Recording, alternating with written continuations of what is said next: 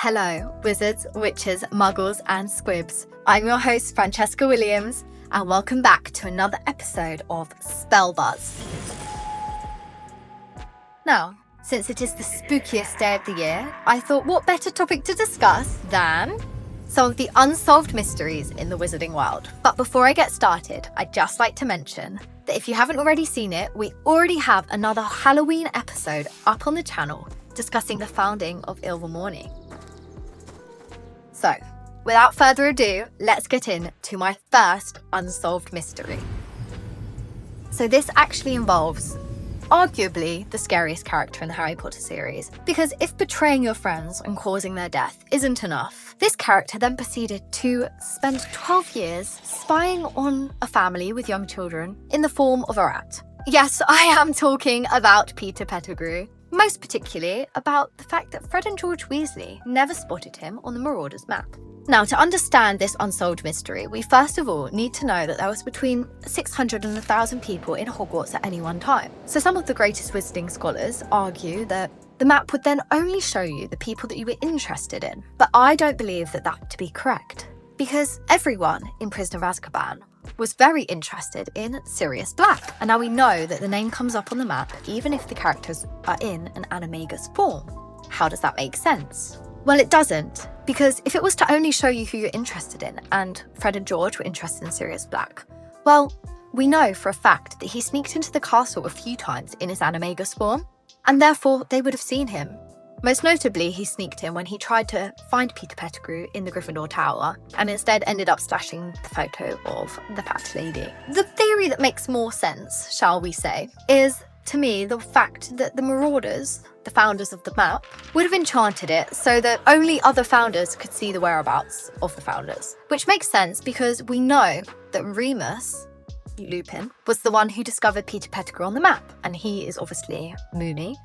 And Peter Pettigrew is obviously Wormtail, so it makes perfect sense. So the thing is with that is that would explain why Fred and George were never able to see any of the founders. It doesn't explain why the fact they wouldn't have noticed Remus Lupin was missing from the map, but maybe they weren't looking for him in particular, because we know he was quite a chill teacher compared to Professor Snape. And it would make sense as to why Harry had never noticed Peter Pettigrew on the map either, because if he had had the map, he would be interested in Ron, and surely it would show up Peter Pettigrew next to Ron. Or just show up the fact that he's looking at their dormitory and Peter Pettigrew has shown up in their dormitory next to Ron's bed. And he goes, well, I actually don't know anyone called Peter Pettigrew and there's no one in here, so what's going on? So to me, it does make the most sense that the founders would have enchanted it so only other founders could see their whereabouts. Because also, as we know, they are particularly mischievous, the Marauders. And they know that if anyone else had figured out how to use the Marauder's map, it would have been game over for them. Because at the same time that they were using it and being mischievous and being cheeky, they were also using it to help conceal the identity of Remus as a werewolf. So it would have caused a lot of problems had anyone else been able to see their names on the map. That's personally the most plausible theory for me. Now, let's move on to the kings of tricks and treats, Fred and George Weasley. Now, I said we're moving on, but not really completely, because this unsolved mystery is about how Fred and George Weasley were able to open the map or discover the password. After all, we know that they found the map in Filch's office, and there is absolutely zero way that Filch would have known the password or given it to them. So how did they manage to access the map? Well, we know for a fact that the map recognises souls or people's characters, because when Snape took the map from Harry, the map immediately started ridiculing Snape, so we know that it can recognise different people. And I wonder if the map could recognise the cheeky and mischievous spirit within Fred and George Weasley, and that is why it revealed itself to them. But why would it have been enchanted this way? That's a big question. Personally, I feel that it's because we know the Marauders love to cause mayhem. That's already been stated. But they couldn't cause mayhem once they'd left Hogwarts. Well, why would they bother? So what they would have done, which would make sense to me, is enchant the map so that the next students with an extremely mischievous spirit could also use the map to cause mayhem, just like Fred and George did. To enchant the map to recognise a mischievous spirit and reveal itself to them. So for me personally, that is the theory that I would go with. The next unsolved mystery I have, well, question really, for many wizards and witches, is how on earth do the Hogwarts paintings work? For we know that they reflect the spirit of the wizards that they're depicting, but how?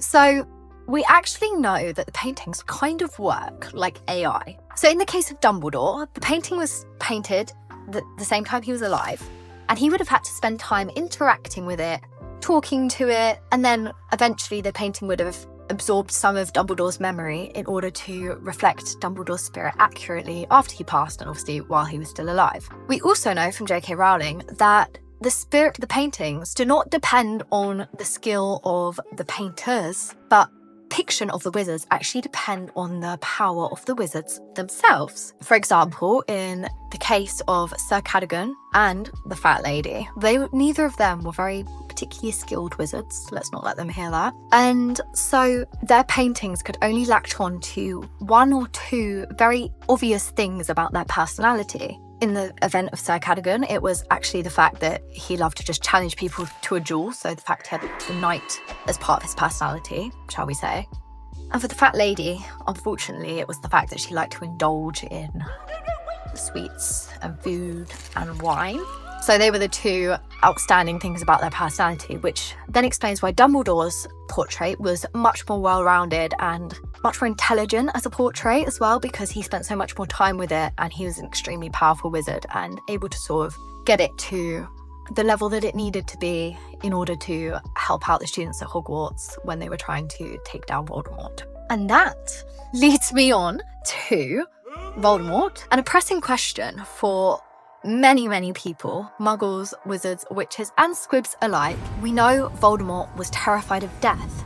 So why on earth didn't he become a ghost? Well, in order to answer that question, we first of all need to know how becoming a ghost works. For we know muggles cannot become ghosts, but they can sense the presence of particularly powerful and scary ghosts. You know, when you get a shiver down your spine or feel like something is creeping on you. But for wizards and witches, becoming a ghost is a conscious choice that they make after death. So they can choose to become a ghost, but also if they have a fear of death or they have a particular attachment to something in the living realm, they may also become a ghost. So this still doesn't answer the question, but it helps us make a little bit more sense of it. But the key thing with Voldemort, well, the key thing about most of the questions with Voldemort, is that Voldemort chose to practice a lot of dark magic, which interrupted the natural order of things. And this is the same for the process of becoming a ghost. Because he chose to make Horcruxes and split his soul, it then caused him not to have the choice to become a ghost. Because in order to become a ghost, we know that you need a full soul. And because when the Horcruxes were destroyed, parts of the soul obviously died and passed over. When Voldemort died, he had no soul left. Well, a little part. And so he wasn't able to return as a spirit because obviously you need the full soul for that. And instead he was destined to live eternity as the form that Harry sees when he visits Dumbledore inside his head. And that is what happened to Voldemort. Oh, my valiant adventurers, I bring you news that shines brighter than any Loomis. 3 enchanted tiers: Curious Wanderer, Enchanted Explorer, and Master Adventurer. The room of requirement? Nothing but a broom cupboard in comparison. With us, you'll gain early access to every episode, a secret Discord server to keep you ahead of everyone else, and that's not all. Priority replies to your comments, a direct channel to help you choose new content together, and even exclusive wallpapers taken from each episode. And it doesn't stop there. For the bravest among you, extra videos with my director's notes and reflections on the episodes already released. Because, let's be honest, you can never get enough of your dashing wizard adventure, Quentin Pettigrew. Click join below for all the details. Joining the Spellbook family is a small gesture that supports our journey and allows us to bring content truly worthy of our audience. So thank you sincerely from the bottom of our hearts for being here. And you muggles listening in, I beg you tell me, what on Merlin's beard is a Discord server supposed to be? Now we're talking about the Dursleys. A lot of people have the question that were the Dursleys inherently cruel, or were they made cruel by the Horcrux that was living inside of Harry? It seems like it makes sense as a question, but Here's why it's actually quite obvious. So first of all, we know that the locket for Ron made him act really out of character and abandon his friends, some things he would never do beforehand, and also made him very jealous. So we know that Horcruxes can have adverse effects on people. But the reason why the part of Horcrux within Harry did not impact Vernon, Petunia, and Dudley is because J.K. Rowling has actually said so herself. In an interview, she said about how Vernon and Petunia were actually already cruel before Harry was even born. In Philosopher's Stone, we see that they were cruel before Harry even came into their lives also, because there's a whole part in the book where McGonagall is actually watching them go throughout their day, and they don't seem like very pleasant people. Maybe not evil, but not pleasant. So we already know that their characters weren't particularly nice. And then we obviously know with Dudley that his character is because of the way he is, because of the way his parents are.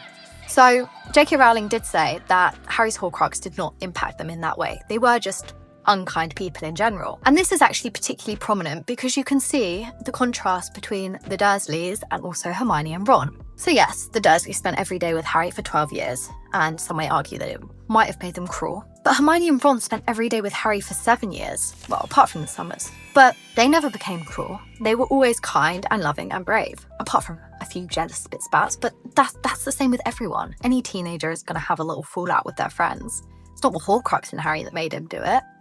And also we know that all Horcruxes don't have the same effects. Kind of like Tom Riddle's diary doesn't have the same effect as the locket, you know? So yeah, I feel like that's quite null and void when you actually look into the lore of it.